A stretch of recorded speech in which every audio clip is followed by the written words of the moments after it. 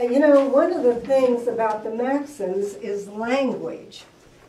And so what I've done is that I've tried to create a list of resources that challenge language.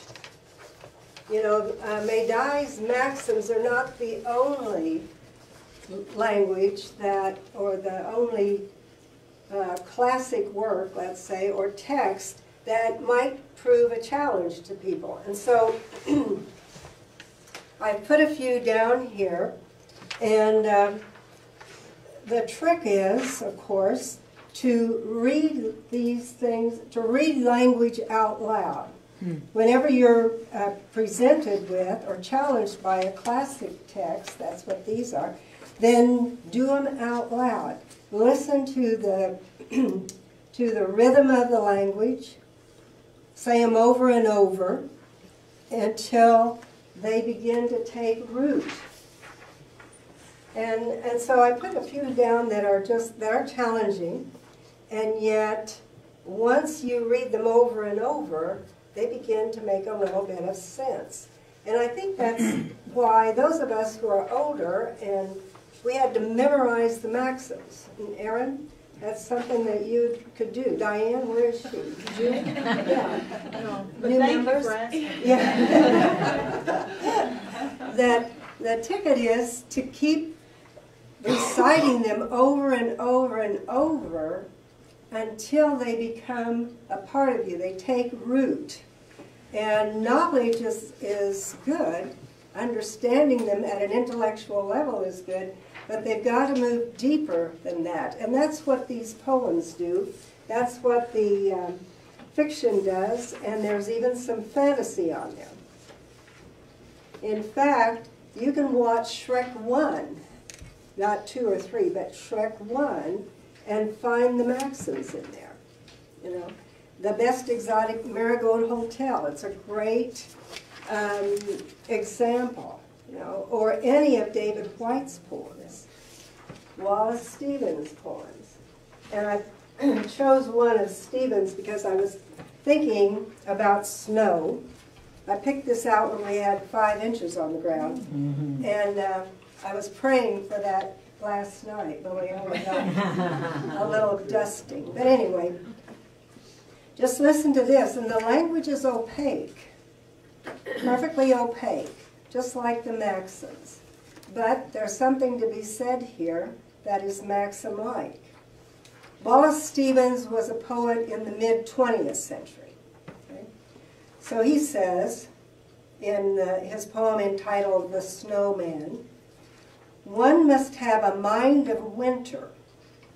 One must have a mind of winter to regard the frost and the boughs of the pine trees crusted with snow, and have been cold a long time to behold the junipers shagged with ice, the spruces rough in the distant glitter of the January sun, and not to think of any misery in the sound of the wind, in the sound of a few leaves, which is the sound of the land full of the same wind that is blowing in the same bare place for the listener who listens in the snow, and nothing himself beholds nothing that is not there, and the nothing that is.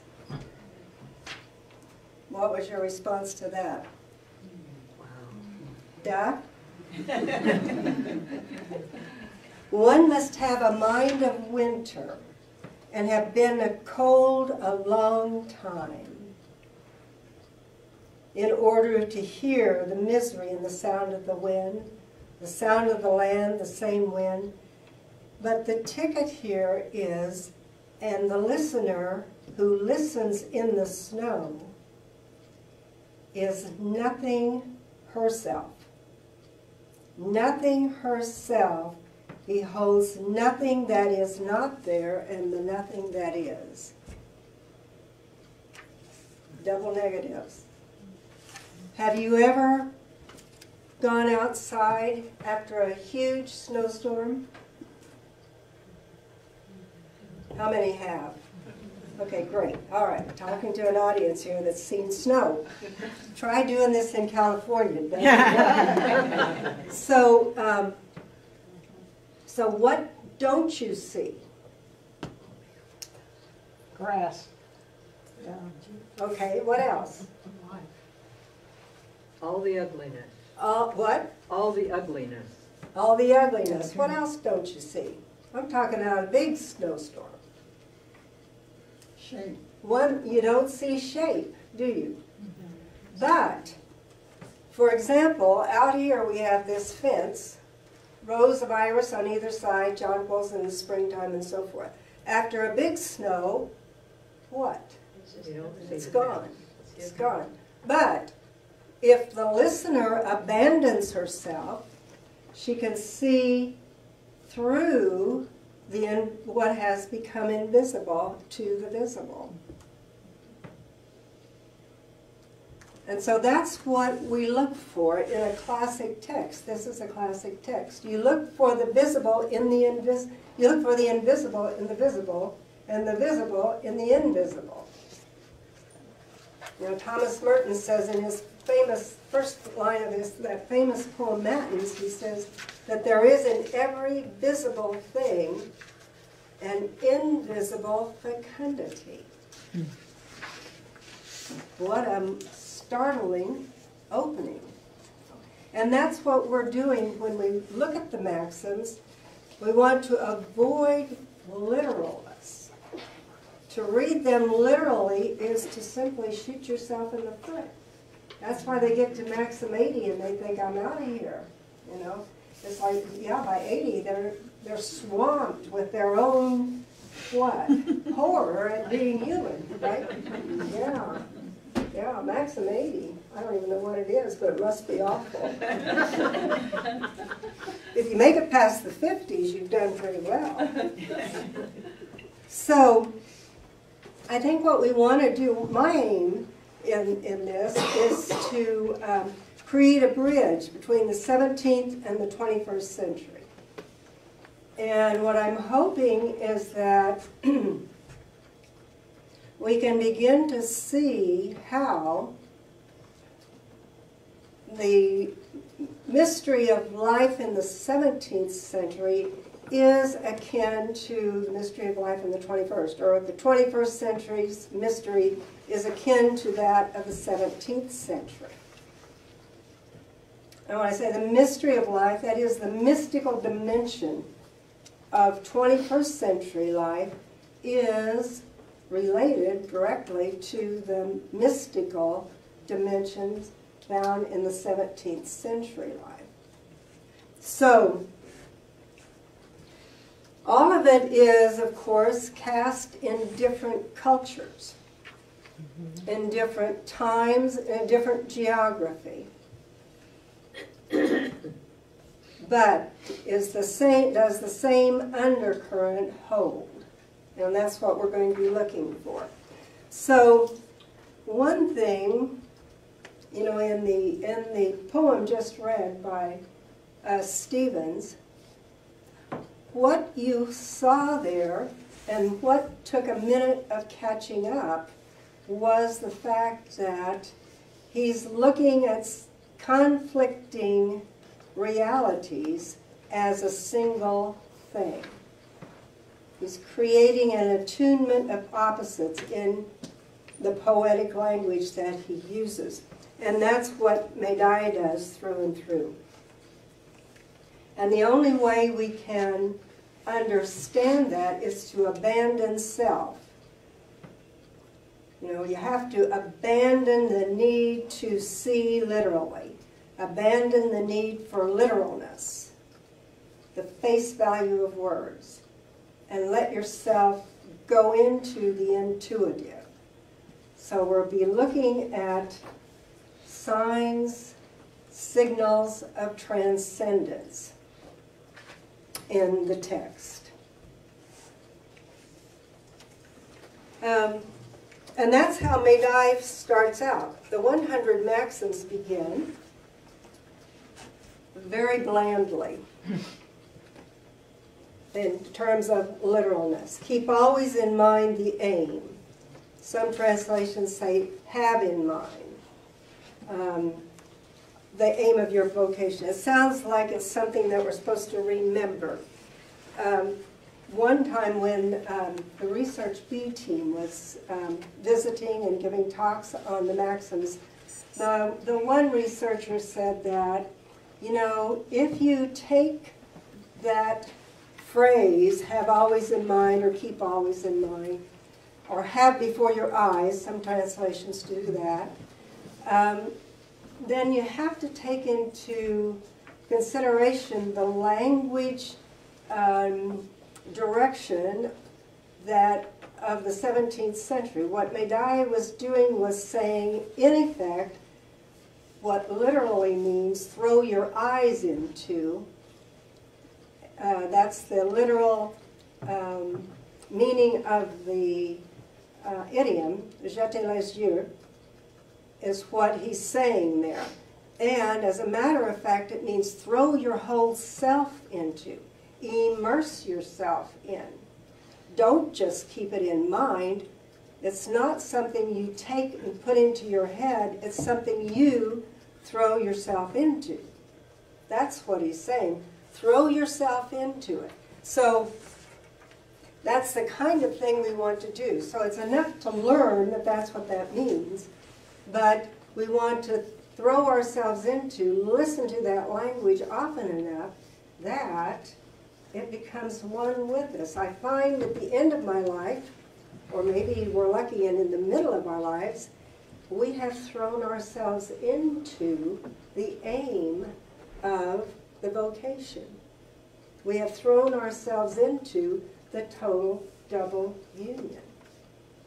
The union with God and all others, that is, total, encompasses that, what Madai talks about as pure and perfect love. And we find in other places that he means by that, that dimensionless love of Christ that we read about in Ephesians chapter 3. Oh, no length, no breadth, no height, no depth. It's absolutely dimensionless. So, Madai starts out like that, you know. And that's why we want to look at these things not literally. To be literal is to be deadly, as you proved. Your people you were trying to have work with them proved. You know? And so interpretation is everything. We want to study the meaning, the literal meaning, but we also need to interpret. And in the interpretation, we want to avoid slavish literalism. At the same time, we don't want to manipulate the text just to suit our own fancy in, you know, December of 2014. So we'll be wanting to strike a balance between that. What he meant in the 17th century, what the words actually mean, how they were interpreted then, and what do they mean for us today. So, that's where we are. People ask me, you know, I want to just take a little side trip here because I want to use the side trip eventually, and so will you. People say, you know, how did you get started on the Maxims? Why the Maxims? There's a lot of other stuff you could have been interested in, and that's true. But I've always liked words. I've always liked language. My earliest memory is of my father reading O. Henry's of Cabbages and Kings to me. And then reading Carroll's Alice in Wonderland, and through the looking glass, which is where you find cabbages and kings. It's time to speak of many things, of shoes and ships and sealing wax, and cabbages and kings. So I like language, I like words. So, that being the case, I liked the Maxims. I didn't have a clue what they meant, but I liked the way they sounded. I loved memorizing them. I liked saying them. What they meant, I didn't even care what they meant. But I went to a Life Institute at one point where the Research A team was translating the primitive documents. Primitive documents, you know, are the Reglement, Eucharistic Letter, Maxims of Perfection, and the Maxims of the Little Institute, First Constitution. So, while there, I had the opportunity, the privilege of meeting Julie Harkins from Boston, who's now deceased. But Julie talked and talked and talked about the spirituality of the Sisters of St. Joseph. And so one day I happened to meet her, and I had been just really working over this question: what is a Sister of St. Joseph? What does that mean to be a Sister of St. Joseph? And as I ran across her on a path one day when I was out for a walk, and I said to her, when are we going to know what a Sister of St. Joseph really is? And she looked at me like, oh, you dear, poor dear child. And she said, oh, you will know that when you know who you are. So I took that, and I've been thinking about that ever since. Who am I really? So that's our first clue. Who are you, really? And the second thing that Julie was always teaching us when she had the opportunity that month was our spirituality is one of desire. We have a spirituality that moves in a dynamism of desire. And that being the case, who I am as a person and what I desire are intimately connected. The desire tells me who I am. So it leads me to understanding, self-understanding.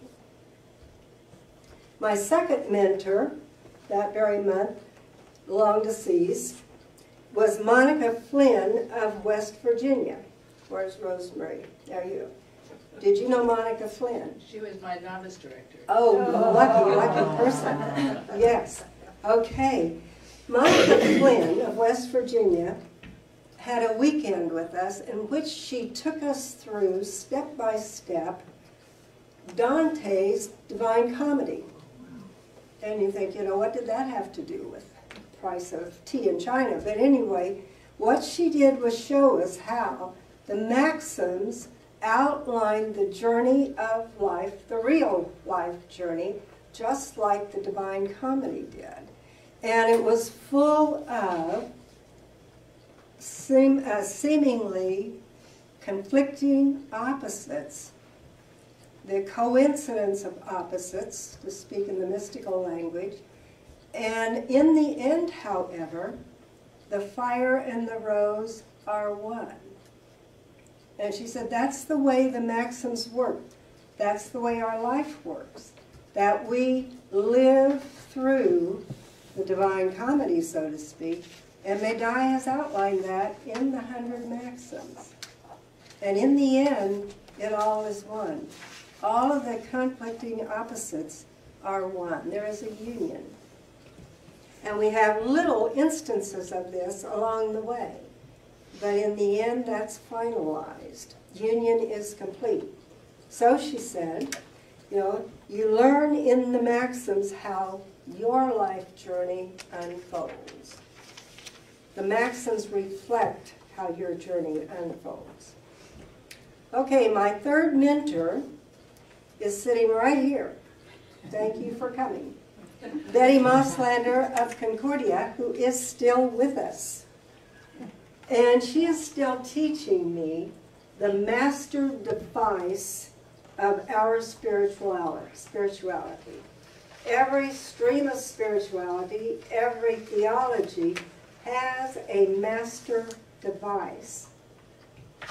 And the master device, according to Betty Mosslander, and I believe her as the years roll on, is that utter self-giving, total self-gift, to the exclusion of all else. And this is the mirror of the divine life. And it is a single motive which moves us. And Maxim 24, Medai says, be utterly. You're all familiar. Be utterly given to God by a holy self-surrender. Utterly for God, utterly in God, utterly according to God.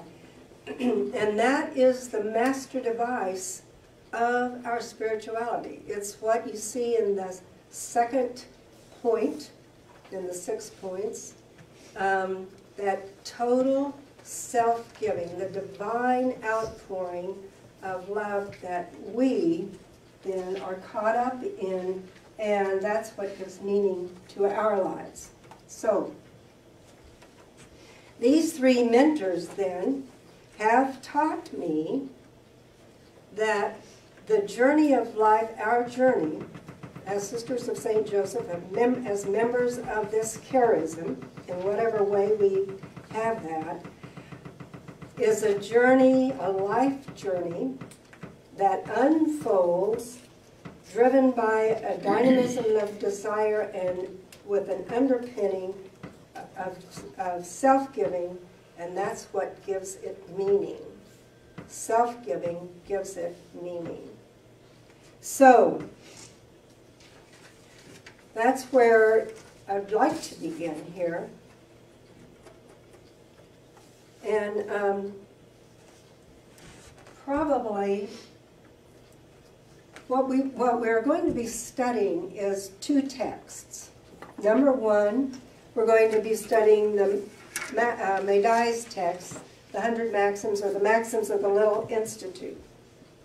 We want to talk about their literal meaning in the 17th century and our meaning today interpreted. So, we will be talking then about what I have just said and applying them to ourselves, our own stories. All right, so the second text that we need is your text. Everybody's got a personal text, and you're going to need it if we're going to do anything with the maxims. If you're going to interpret them, then you have to know the story of your life. How has it been unfolding? Okay, so what we're going to do is take a recess in which you will prepare your text. Are you ready for that? No. No? Honesty is always the best policy. So, what you want to do is, some people like to do this chronologically. What you're looking for is, how has my life been leading me? Some people will say, how has God been leading me? Some people will say, how has the Holy Spirit been leading me? Some people will say, how did I get from there to here? Let me put the steps in, and then go back and look at it. Some people will say, well, there was a core event, and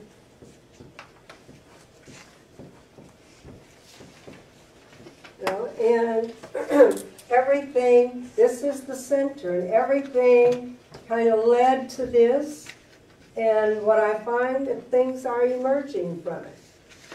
Some people will say, I had a lot of core events, and these are the things that led up. These are the things that result. The main thing is, where would you say God has intervened in your life, or the transcendent has intervened in your life? Can I use your story about the kitten, Betty? She was telling this story last night, I think it was, where she had this wonderful kitten. What was it? A cashmere? It was a big, fluffy kitten. But it was a little thing. But it had a lot of body because it was really fluffy. And it played in the coal bin.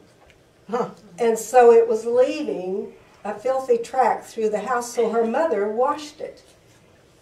And when she gave it back to Betty, here was this little thing that had, the cat had disappeared into nothing. And though, as her mother stood her over the register, They had floor register, and the kitten came back to life. Got bigger and bigger and bigger. And whenever she tells that story, she tells it as an example of experiencing the transcendent in a very earthy way, you know.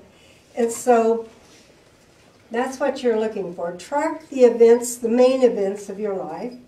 Sometimes the tiniest thing is a main event. And you can do it chronologically. You can do it, you know, like a buckshot against a wall. Something just, some people's minds work that way. Some work logically. It doesn't matter how you do it.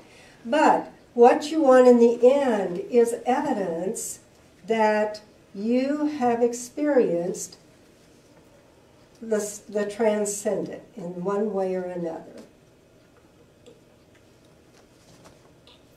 And you might have to study on it for a while if you're not used to thinking about that. But the tiniest things, the smile of a child, or the smile of somebody, anybody, you know, a smile from a stranger might be a moment of transcendence. The other day I was driving down Highway 24 going west. That's my favorite direction, by the way, going west. And the land gets flatter and flatter, more beautiful, more spread out. And this guy comes along in an old beat-up pickup, and he's coming the opposite direction. And he waved at me. That was a moment, you know, I was just struck. I wanted to cry over that, you know, because it just was such, you know, farmers here, they only, when they pass you on the road, they only do this. They've got their hand on it, they go do this. But at harvest time, they wave. Yeah. So this guy waved. I thought, oh, that is so neat. For whatever reason, it was harvest time for him, and definitely for me. So, you know, you're just checking out the transcendent moments in your life. Put a bunch of them down, and then think through what was your response to some of them. Check that. You're not going to share this, by the way. This is personal. So don't be afraid to put down what was your response to some of these. How did you feel, or what did it lead you to do? Some things lead you right into action. Other things lead you deeper into yourself. Other things are just moments of gratitude, and you don't know where they'll lead you in the future. So, find a quiet place, give yourself some space, write this stuff down, keep it, do right, so that as we're going through things, you can refer back to it. Because we need a contemporary, you need a contemporary text to work from. Okay, do you have any questions? Any protests? Challenges? You're saying, oh heck, you know? That's all right. You'll get over it. And you'll like what you find. That's always exciting. Every time I do this, I've done this a number of times, I try to be honest and do it too. And I always think of something new, you know? So, anyway, see what you can do.